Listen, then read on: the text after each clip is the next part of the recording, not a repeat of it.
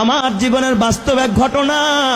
বগুড়ায় কয়েক মাস আগে আমার এক মাহফিল শেষে যখন ছাত্রদেরকে পাগড়ি প্রদান করতেছিলাম, হাফেজ ছেলেরা পাগড়ি নিতেছিল, নাম বলতেছে এক এক ছেলের মাথায় আমরা পাগড়ি পড়াচ্ছিলাম, আলেম ওলামারা সহ।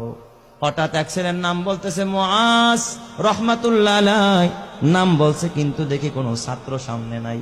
কিরে মুআজ কই? কয় হুজুর মুআজ তো মারা গেছে। তাইলে নাম কেন পড়লেন? পাগড়ি কারে দিমু? কয় হুজুর পাগড়িটা হাতায়া দেন, মুআজের মা পর্দার আড়ালে বসে আছে, সেখান থেকে পাগড়ি গ্রহণ করুন। প্রত্যেকটা মানুষের দিল নরম হয়ে গেছে। পাগড়িটা হাতায়া একটা ব্যাগে দেওয়া হলো, ছোট্ট একটা বাচ্চা নিয়ে মুআজের মার কাছে পৌঁছায়া দিল। বয়ান শেষে আমি যখন খানা খাচ্ছিলাম, মুহতামিম সাহেবকে জিজ্ঞাসা করলাম, মুহতামিম সাহেব, জীবনে এই অভিজ্ঞতা আমার এই ফার্স্ট যে মৃত ছেলেকেও পাগড়ি দেওয়া হয়। এই কথা বলতেই মুহতামিম সাহেব দেখে কাঁদতেছে, বড় হাফেজ সাহেব পাশে বসা, সেও কাঁদতেছে। আমি কই কাঁদেন কেন? কয় ওস্তাদ, এই মুআজ হলো আমার মাদ্রাসার 1 নম্বরের ছাত্র, আমাদের সম্পদ ছিল। আমার ছেলের জন্য আমার এত মায়া লাগে না যতটা মায়া আমার এই মুআজের জন্য। আমি বললাম এত কি গুণ হয় এই মুআজের? কয় ওস্তাদ, মুআজ 18 মাসে কোরআনের হাফেজ হয়, জীবনে পাগড়ি ছাড়া নামাজ পড়ে নাই, মুআজের বাবা নাই, মুআজের মা বড় অসহায়, এই মাদ্রাসা লিল্লা বোর্ডিং এ মুআজ রে এতিমখানায় ফ্রি খাওয়াই আমরা, চিকিৎসা পর্যন্ত আমরা করাই। আমি বললাম তাহলে মুআজ কেমনে মারা গেল? কয় হুজুর কিছুদিন আগে চিকুনগুনিয়া জ্বর হয়েছে, আমরা ওর মারে খবর দিলাম, বললাম মুআজের মা মুআজের বাসায় নিয়ে যান, চিকুনগুনিয়া জ্বর হয়েছে। মুআজ বাসায় যাইতে চায় না। কয় ওস্তাদ, বাসায় গেলে জামাতের সাথে নামাজ পড়তে পারি না, ফজরের নামাজটাও জামাতে পড়া হয় না, আমারে বাসায় দিয়েন না, মরে যাইতো মাদ্রাসায় মরবো, বাসায় যাব না। হুজুর কসম আল্লাহ, আর এই মুআজ ওর পুরা মাদ্রাসায় আর একটা সুনাম। মুআজ বাসায় যায় না, মৃত্যুর আগের দিনও জোহরের নামাজটা মসজিদে গিয়া পড়েছে, আসর থেকে নিয়ে তার অবনতি, রাত্রিবেলায় এশারের নামাজের পরে আমরা পার্শ্ববর্তী ক্লিনিকে নিয়ে গেলাম, সেখানে বাবা অক্সিজেন লাগায় রাখছে।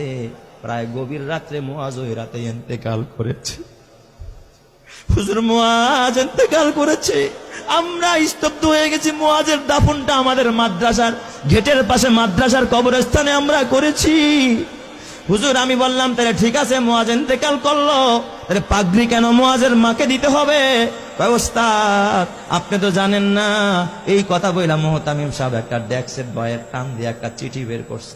কয় দেখেন, এই যে পত্র পাঠাইছে মুআজের মা। আমি চিঠিটা খুইলা দেখি মুআজের মা লিখছে সংক্ষেপে, ওস্তাদ হাফেজ সাহেব, সব ছাত্রকে পাগড়ি দিবেন, কিন্তু আমার কলিজার টুকরা, আমার কলিজা সেরা ধন মুআজরে পাগড়ি থেকে বঞ্চিত করেন না, আমার মুআজরে পাগড়িটা দিবেন। এই আবেদনটুকু করেছে।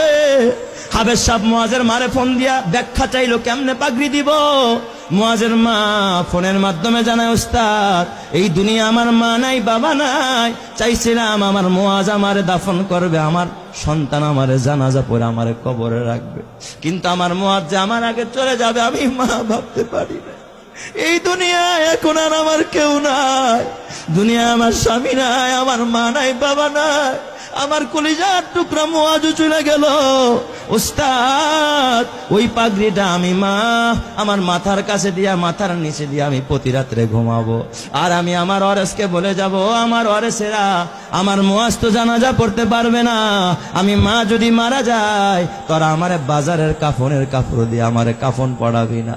আমার মুআজের যে পাগড়িটা মাদ্রাসা থেকে পাইছে, আমি মাকে আমার কলিজার টুকরার পাগড়িটা দিয়ে আমি মারে কাফন পরায় আনছি। আমি এই পাগড়িটা কাফনের কাপড় হিসাবে ব্যবহার করব, এই জন্য আমি শুধু পাগড়িটা চাই। ও আমার মা, মা গো, কালকে যদি মরে যাও মা, নাকের ফুল থাকবে না, কানের দুল থাকবে না, গলার মালা থাকবে না, হাতের বালা থাকবে না মা, খালি হাতে যেতে হবে মা।